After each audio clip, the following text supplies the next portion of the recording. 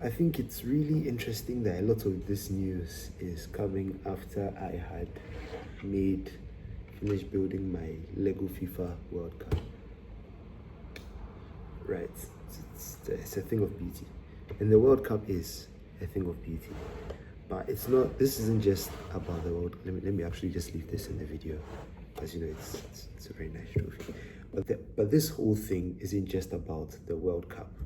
It's about football. It's about football as we know it. And I would like to preface this video by saying, I know FIFA said that they will still control their sporting like rules and everything about it, that they still have to sign off on any decision, right? But let me tell you something. If your father is going to pay for your university degree, how much control do you think you have over that university degree? Exactly. You feel like you have a lot of control over it, but ultimately, right, is that if the person who is paying decides that, okay, I won't pay again, what do? You have to find your own way to make it work, right? And the truth is that that's what we've been doing with football. That's what we've done for the last 100 or so years, right? In with this fantastic tournament and all the other fantastic tournaments FIFA keeps coming up with. But I have one simple reason as to why FIFA is doing this. And the reason is because of money, right? I mean, nobody needed to tell you that this was about money, because we can all see that it's about money. And let me tease you. Let me bring up something that you would definitely find interesting. A player like Yuri Tillemans, right? I can guarantee you, in the 200 and something countries worldwide, I guarantee you that you'd find a higher percentage per country most of the time knowing Yuri Tillemans as compared to somebody like Tyrese Halliburton, right? But Tyrese Halliburton has way more followers on Instagram, right? Way more followers on social media than Yuri Tillemans. And that's like part of the issue, right? Football has a wider reach than basketball does. It has a wider love, it has a wider popularity. Basketball will never be football, right? And I'm very sure that these people have looked at that and gone, let's make some money off of these guys, because they clearly don't know what they are doing. But the truth is that the NBA, right, not necessarily even basketball, but the NBA is designed to create superstars, and it is designed to create a product that is sellable to the audience, not because you like it, because it is manufactured that way to make it more attractive to you. That's why the half-court rule is in place. That's why goaltending is a thing. That's why the shot clock is also a thing, right? Generally, like basketball has so many of these rules that are designed to make the game more attractive. And football generally, even though it has had some rule changes, right, the core of football generally still stayed the same while ensuring some level of tactical flexibility. That's why like time wasting and haram ball is still a tactics, because those are the best ways, unfortunately, for underdogs to be able to combat playing against these larger sides, these larger than life teams. We saw Cape Verde come up with a very nice strategy to be able to play against these teams, right? That's what football is about. Football is for everybody. Another reason why this selling out of football, right, could backfire massively on all of us, I would say is the ticket prices, right? That's the first thing that people do. You look at Manchester United, for example. Once we got taken over by Sir Jim Ratcliffe, right, we laid off workers and we increased ticket prices, and then surprise, surprise, we are one of the most valuable clubs in the world again. And the truth is that that's not the way you really do things in football. Manchester United is global and strong enough to be able to survive doing those things.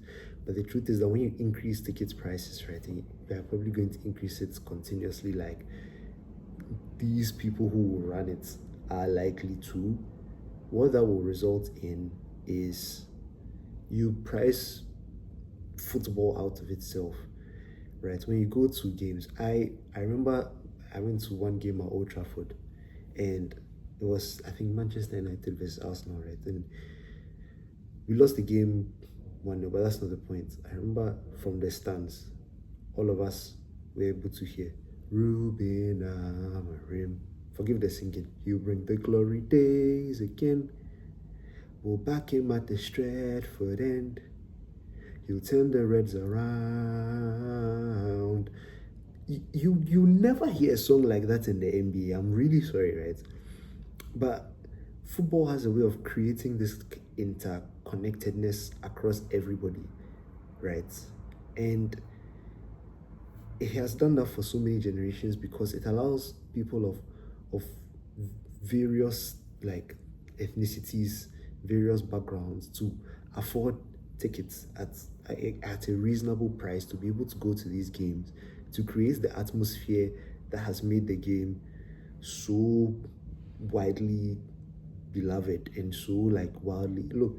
The viewing rights for the World Cup, I think in 2022 were what, 2 billion or something, right? 2 billion people were estimated to have been in front of their TVs for that game, right? And one thing that worries me, apart from the tickets price, apart from all of this, is that we will see them trying to push teams further. FIFA already does that to an extent, right? But I'm telling you, we'll be seeing them. They will change the format of things, right? So those hydration breaks, right? Prepare. The football will come in quarters, right? After the football comes in quarters, they will do that so that they can increase the ad revenue. After they do that and increase the ad revenue, you know what else they will do? They'll increase the ticket prices, like I've said. After increasing the ticket prices, they'll alter the rules ever so slightly to ensure that continuously defending in games is hard. After they do that, another thing they are likely to do, and this one I really hope that they don't do it because this one might be a stretch. They could even reduce the time of the games, right? And then they'll change the format of a lot of these tournaments.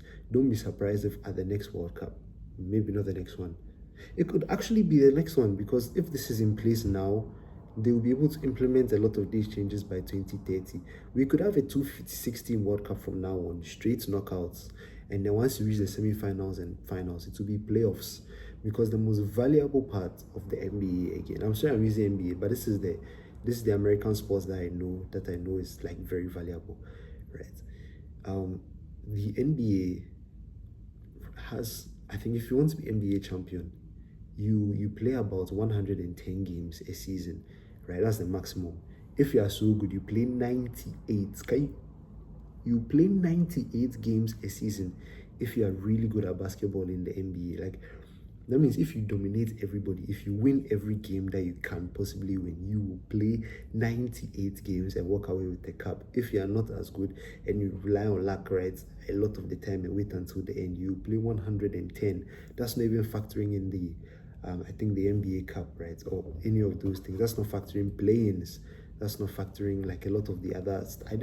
This is just straight Eastern Conference final, round 1, round 2, round 3, round 1 semi-finals, finals, NBA finals. That's all I included. Regular season plus that, 82 plus either 16 or 28. That's it. So I think that it could genuinely change so much. And one thing that I want people to realize about this is that it will make the product more exciting, but it could easily suck the soul out of football. And I'm more concerned because football has shown us its resilience many times, right? We did say the same thing about VAR, and in some ways, it did kind of suck the soul away, but in a different way. Now, when your team scores, right? Yesterday, I was watching Malawi versus Nigeria with my dad, right? And obviously, it's the women's AFCON. And if Ghana finish first in that group, we'll play with the person who finishes second in that group. And obviously, we don't want to face Nigeria. And so we're hoping that Nigeria either beats everybody and finish first, or they lose. And Nigeria lost, right? But when Malawi scored the first goal, it looked really offside. And so we stood there for a while. We're like, oh, fuck, it's going to be the sellout. It's going to be chalked off. And then we realized slowly that, oh, it's a goal. And then it kind of creates that like double celebration. right? So we've been resilient for so long to avoid a lot of these things, right? But the tifos, the insults, the banter that we do, we lose every week. We lose every week. You're nothing special. We lose every week. Those things like that, they change when you begin to price football fans out of the stadiums. And I hope desperately that this is something that FIFA doesn't actually do. Because like you think about it, can you imagine like in the heat of I don't know, Belgium versus Argentina in the World Cup quarterfinals, right? It's the ball has hit an Argentina player's hand. The referee is going to check. A word from our sponsors. Oh wow, how?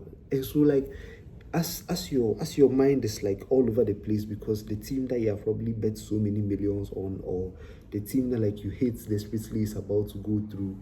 Now they are telling you a word from our sponsors, right? And then imagine, then they'll come back. This VAR break was brought to you by, but number 10, this penalty. Like you don't know the extent these people are willing to go to, right? And you don't know the rules that they might put pressure on FIFA to change. When you bring in investors, you open yourself up to a whole lot of possibilities. And my concern is that I don't think we need investors for this. I really don't. I think where we are right now in football is fine. And the fact that like he's basically told every country that look, if you sign on to this thing, we can all get $40 million is crazy. Because that's it. That's the hook. Give us money for the soul of your game. And that's what it is. And we've fallen into this trap so many times. We failed to fall into it in the Super League, which I was like super grateful for, because that could have been terrible, right? For again, the spirit of football and competitiveness, right? But you look at what's this thing called? But it could genuinely get so bad with these investors. It could get so good, but again, I'm telling you guys, unless you are prepared to see a 256 team tournament, right? And even I was even generous. I said knockouts. Maybe they'll start from groups. Maybe they'll make the World Cup a season. Maybe the World Cup will become a season-long event, right? With the playoffs. You just don't know, because the truth is that with NBA, with Major League Baseball, with a lot of the most valuable sports in the world, right? They made it in such a way that there was an enormous amount of content to consume. Once there's that enormous amount of content to consume, so for example, like this, let me go back to that point again, right? To be NBA champion, if you are way better than everybody else, you will play 98 games. That is the minimum number of games you will play, 98, right? So think about how many timeouts there would be in those 98 games, right? And think about the pre-programming, post-programming, right? There will be ads in all of those. There are ads in all of those right now as we speak in basketball. So can you imagine in football, a 90-minute sport, halftime, the pre-match, the post-match, the VAR reviews. For all you know, when there's a free kick, instead of a replay, right, we'll be seeing sponsored by Voltic. Charlie, we have to stay sharp, guys.